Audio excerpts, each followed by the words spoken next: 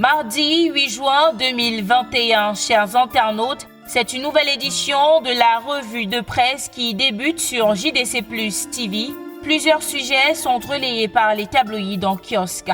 Direction le Parlement pour démarrer cette sortie où la session de juin s'ouvre ce mardi et Cameroun Tribune nous fait le plaisir de présenter quelques dossiers attendus sur la table des députés et sénateurs, entre autres le débat d'orientation budgétaire et l'examen de l'ordonnance du 26 mai dernier portant révision de la loi de finances de l'exercice en cours. On reste avec Cameroun Tribune qui informe ses lecteurs que la démolition d'une maison dans un litige foncier a entraîné une altercation entre les équipes de l'huissier et les locataires des lieux. L'incident s'est produit au quartier Anguissa à Yaoundé. L'un des reporters de Cameroun Tribune était sur les lieux. Son reportage est à lire en page 27.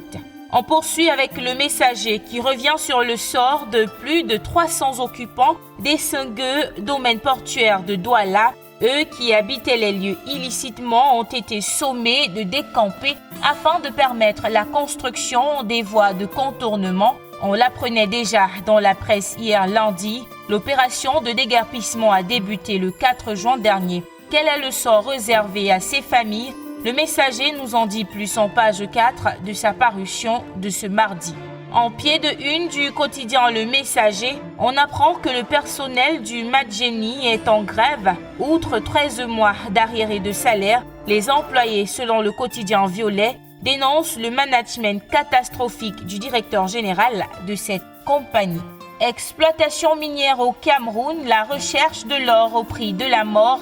C'est le focus de cette info dans sa parution de ce mardi. Le journal souligne que selon la société civile, depuis janvier 2021, au moins 30 personnes sont décédées lors des éboulements de mines. L'incident le plus récent est celui de Kambélé à Batouri, dans la région de l'Est, où 7 personnes ont perdu la vie dans un éboulement de mines. Ce phénomène est beaucoup plus récurrent pendant la saison pluvieuse et malgré les conséquences graves, les populations se retrouvent impliquées dans cette activité de plus en plus. La rédaction du journal nous embarque dans une aventure en terrain miné dans son édition de ce jour, à lire en pages 5 à 8.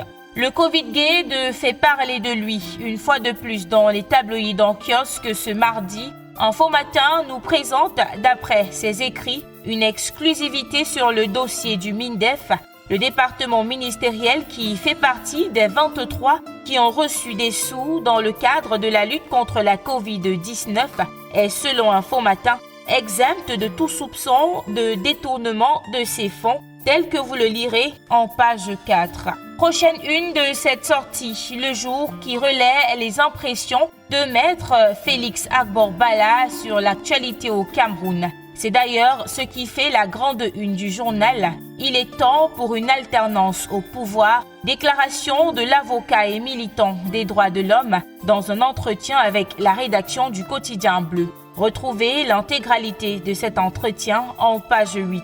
On termine avec Mutation. La rédaction du journal a fait un tour dans les quincailleries de la capitale politique. Découverte, les coûts du fer à béton, du ciment, des pointes sont en hausse et semblent échapper à tout contrôle. L'avril des prix de ces matériaux de construction très indispensables est à lire dans l'enquête proposée par Mutation en page 7 de son édition de ce mardi. Et voilà qui vient mettre un terme à cette sortie de la revue de presse sur JDC Plus TV. Merci d'avoir regardé. Demain est un autre jour.